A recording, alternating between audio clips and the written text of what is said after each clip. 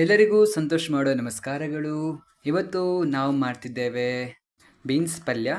So ನಾವು ಇದನ್ನು ಹೇಗೆ ಮಾಡೋದನ್ನು ತಿಳಿದುಕೊಳ್ಳೋಣ. ಮೊದಲಿಗೆ ನಾವು ಪ್ಯಾನಿಗೆ ಎಣ್ಣೆಯನ್ನು ಹಾಕುವಂಥದ್ದು.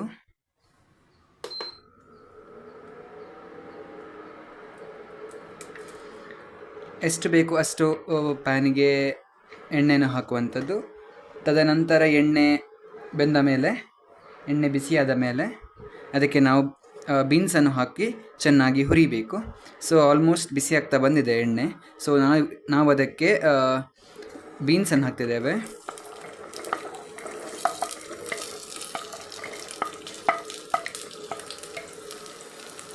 ಸೊ ಬೀನ್ಸನ್ನು ಚೆನ್ನಾಗಿ ಮಿಕ್ಸ್ ಮಾಡಿ ಅದನ್ನು ಸ್ವಲ್ಪ ಫ್ರೈ ಮಾಡಿದರೆ ನಮಗೆ ಒಳ್ಳೆ ಟೇಸ್ಟ್ ಬರ್ತದೆ.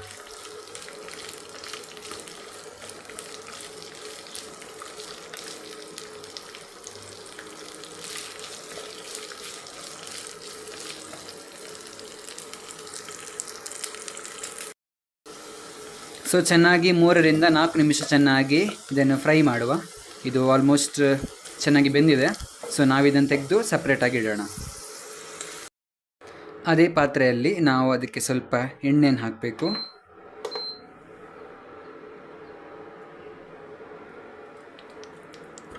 ಬೇಕಾಗುವಷ್ಟು ಎಣ್ಣೆಯನ್ನು ಹಾಕಿ ಮತ್ತೆಗೆ ಸ್ವಲ್ಪ ಜೀರಿಗೆ,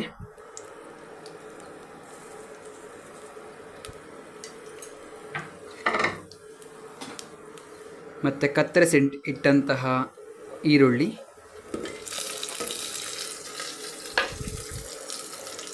ಮತ್ತು ಹಸಿಮೆಣಸಿನಕಾಯಿ ಇದನ್ನು ಹಾಕಿ ಚೆನ್ನಾಗಿ ಹುರಿಬೇಕು. ಚೆನ್ನಾಗಿ ಹುರಿದ ಮೇಲೆ ಅದಕ್ಕೆ ನಾವು ಶುಂಠಿ ಬೆಳ್ಳುಳ್ಳಿ ಪೇಸ್ಟನ್ನು ಹಾಕ್ತಿದ್ದೇವೆ.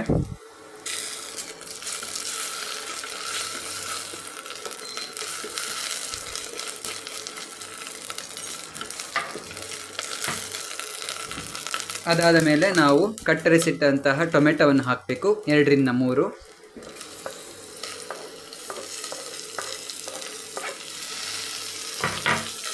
ಚೆನ್ನಾಗಿ ಮಿಕ್ಸ್ ಮಾಡಬೇಕು.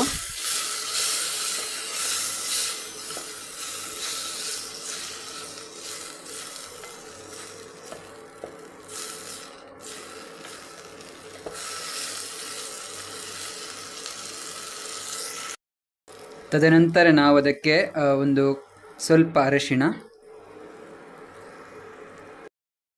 ರುಚಿಗೆ ಬೇಕಾಗುವಷ್ಟು ಖಾರದ ಪುಡಿ,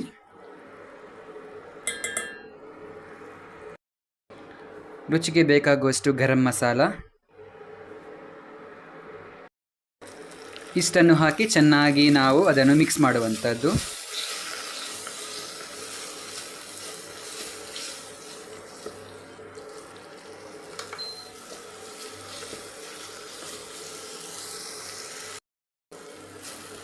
ಚೆನ್ನಾಗಿ ಹುರಿದ ನಂತರ ಅದಕ್ಕೆ ನಾವು ಆಗ ಫ್ರೈ ಮಾಡಿದಂತಹ ಬೀನ್ಸನ್ನು ಹಾಕುವಂಥದ್ದು.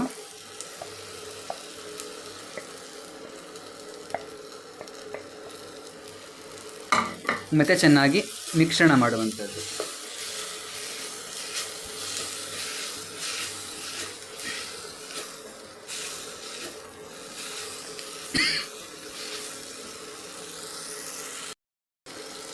ಚೆನ್ನಾಗಿ ಮಿಶ್ರಣ ಮಾಡಿದ ನಂತರ ಅದಕ್ಕೆ ಬೇಕಾಗುವಷ್ಟು ರುಚಿಗೆ ತಕ್ಕಷ್ಟು ಉಪ್ಪನ್ನು ಹಾಕಬೇಕು ಮತ್ತು ಚೆನ್ನಾಗಿ ಹುರಿಬೇಕು.